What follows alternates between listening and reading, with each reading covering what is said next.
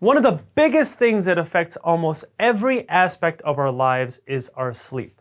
Whether we're talking about our appetite or our energy levels, our depression, our ability to focus, our sleep plays a crucial role in almost everything. But the problem is it's often overlooked. So today I want to talk about fixing your sleep cycle.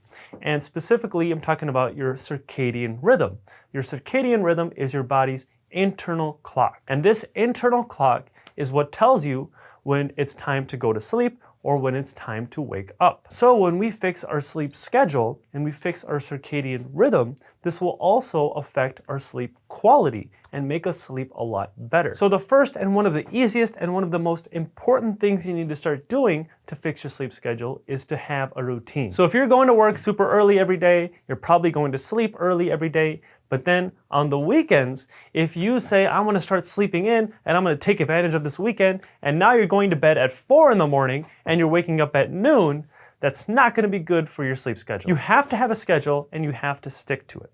If you have work, that actually makes it easier, especially if you're going at a consistent time. But the problem is when it's time to relax, like when it's a weekend, and now we have the opportunity to sleep in or to stay up late. The biggest thing you need to start doing is to start going to bed at around the same time every single day. Now, does that mean you can't wake up super late on the weekends and you can't sleep in ever again? No, you can still sleep in a little bit, but if you're used to waking up at 7 on the weekdays and you start waking up at noon on the weekends, you're not gonna feel good. The second thing you need to start doing is to start exercising. Exercising alone will help you sleep because when your body is more physically tired, now your body's gonna be more likely to fall asleep faster. But also the time that you do your exercise is important as well.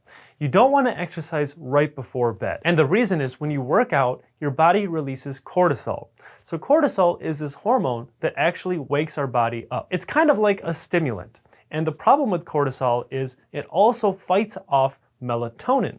And melatonin is actually our sleep hormone. And this hormone is really important for our circadian rhythm because when we have more melatonin, it tells our body to go to sleep. But now if you work out right before you're supposed to go to sleep, your body's gonna have more of this cortisol and less of this melatonin, so it's gonna be harder for you to fall asleep on time. So whenever possible, it's better to work out earlier.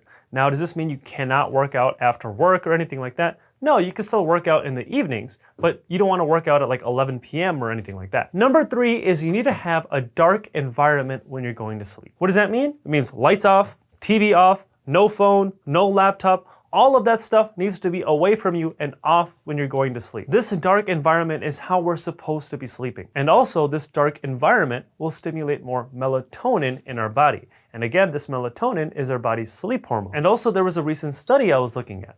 And this is really interesting. They were looking at a lot of people and they were studying them over a course of 2 years.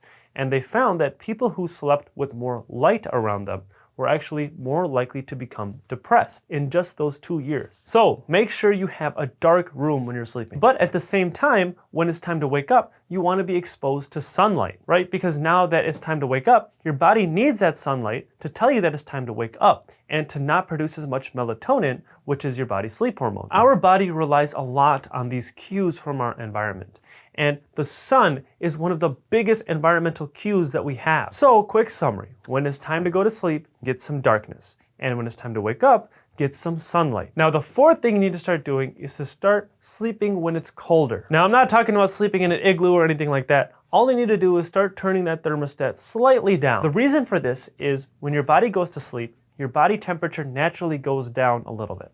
And if you already have a slightly lower temperature around you, then your body's gonna get to that temperature a lot faster. And your body's gonna in turn fall asleep a lot faster. The fifth way to fix your circadian rhythm is to avoid napping, especially later in the day. This one's probably obvious, but if you nap too close to your bedtime, it's gonna really throw off your circadian rhythm. And this in turn will make it so much harder to fall asleep when it's actually time to sleep. So the sleep experts are saying that if you have to nap, do it in the afternoon and don't do it any later than that. And it's best to keep it short, like only 30 minutes or so. Now, the last thing I want to talk about is to avoid alcohol and caffeine before you go to bed. So similar to napping, if you do this, it's going to throw off your circadian rhythm. So caffeine, for example, is a stimulant. And also caffeine has a long half-life. That means it takes like forever to get out of your system. So if you drink this too close to when it's time to go to sleep, Instead, it's going to keep you awake and it's going to be so much harder to fall asleep. And also alcohol, I mean, just in general, it's terrible for you. It's a poison. It damages your liver. It damages your whole body. But also it makes you sleep terribly. Now, one thing that alcohol does is it does make you drowsy and it does help you fall asleep faster.